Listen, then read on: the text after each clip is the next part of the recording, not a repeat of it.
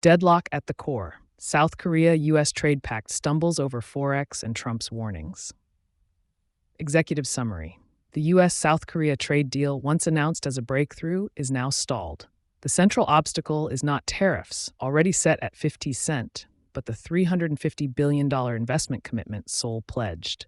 South Korea fears this obligation could destabilize its fragile foreign exchange market, already strained by limited reserves and a lack of swap arrangements. Unlike Japan's $550 billion deal, which is backed by strong buffers and yen resilience, Korea faces a disproportionate risk. With the won trading at 1,390 USD after recent appreciation, any large capital outflow could trigger volatility. Seoul is pressing Washington for explicit safeguards, while U.S. officials remain firm that the commitment must be honored. Structured Opinion, BBIU Analysis. 1. The illusion of partnership. What began in July as a celebrated tariff reduction to 15% has unfolded as a sequence of concessions that strip Seoul of both industrial and financial sovereignty. The U.S. framed Korea not as a partner, but as a capital provider. $350 billion in investments, $100 billion in LNG purchases, and ultimately a $450 billion package under American jurisdiction. The rhetoric of mutual cooperation masks what is, in practice, legalized extraction. 2. Symbolic resistance, material retreat. President Lee claimed to have overcome a great hurdle with the $150 billion shipbuilding fund. In reality, this was phase 1 of industrial evacuation. Agricultural protections, rice and beef, became symbolic shields, distracting from the transfer of shipbuilding, semiconductors, biopharma, and batteries into the U.S. industrial base. 3. Diverging claims, fractured narrative. The discrepancies, Trump's $350 billion plus alpha versus Seoul's $200 billion plus $150 billion Korea-led fund, expose a collapse of narrative control. Seoul's silence on the claim that 90% of returns will remain in the U.S. is tacit admission of loss. The absence of a joint statement at the August summit underscores the asymmetry. Washington pushes binding legal commitments. Seoul stalls with ambiguous guarantees. 4. Licensed capital flight. The pact is not investment, it is authorized capital flight. Korea's policy banks manage $20 to $30 billion annually. The pension fund invests $2 to $3 billion per month abroad. Yet the U.S. demands $350 billion in 3 years. The won, already fragile, faces projections of 1,600 to 2,900 per USD, with 6 to 9% annual inflation reminiscent of 1997. SMEs will collapse while Chaebol relocate operations to U.S. soil, hollowing Korea's industrial core. 5. Sectoral coercion and corporate divide. Trump's threat of a 100% tariff on semiconductors manufactured outside the U.S. sharpened the divide. Samsung, with Texas foundries, was rewarded. SK Hynix, still reliant on Korean production, was penalized. This is not trade policy, but industrial redesign.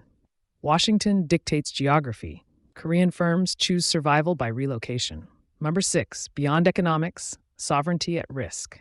The Trump-Lee summit in August went further. The suggestion of U.S. ownership of bases like Camp Humphreys points to a negotiation that transcends tariffs and capital. It now touches land and sovereignty itself. The alliance framework is morphing into dependency, not partnership. South Korea-U.S. trade deal. Why the agreement is stalled and what could happen next.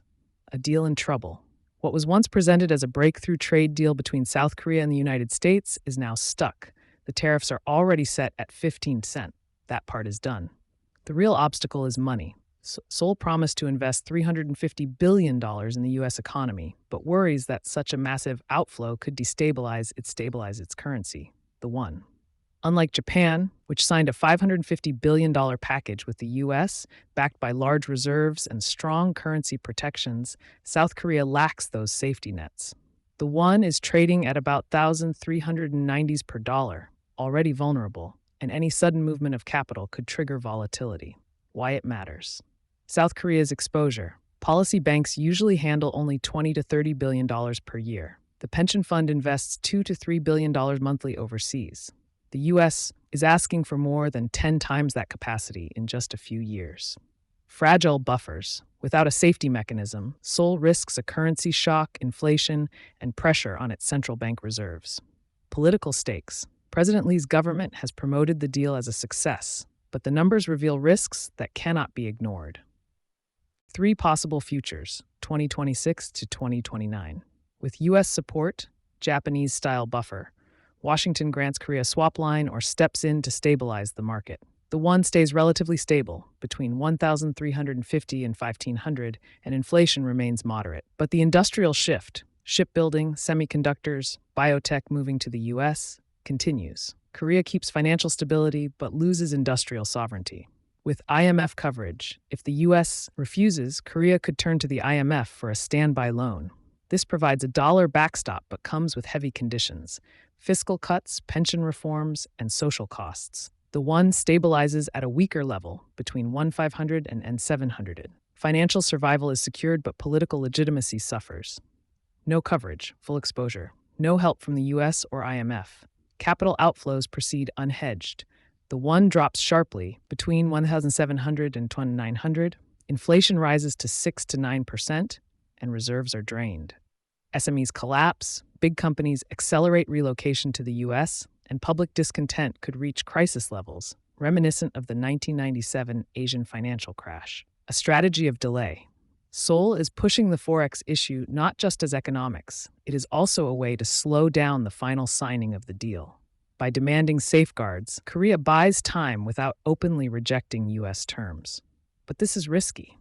After the Georgia raid earlier this month, where U.S. authorities detained hundreds of workers at Hyundai LG's construction site, Trump has shown he is ready to use enforcement tools beyond tariffs. If he views Seoul's delay as obstruction, he could escalate through regulation, immigration, or legal pressure on Korean firms operating in the U.S. The core issue.